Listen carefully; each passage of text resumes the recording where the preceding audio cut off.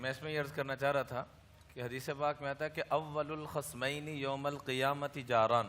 کل قیامت کے دن سب سے پہلا جو مقدمہ اٹھے گا وہ پڑوسیوں کے متعلق ہی اٹھے گا۔ اور یہاں تک فرمایا کہ من آذا جارہ فقد آذانی،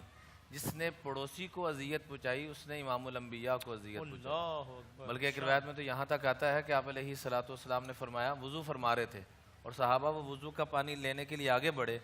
تو آپ نے فرمایا یہ کیا کر رہے ہو، مجھے نہیں ملا، آپ کو ملا تو میں آپ کے چہرے سے ہاتھ لگا کے اپنے چہرے کو لگا رہا ہوں، کیا خوش قسمت لوگ تھے۔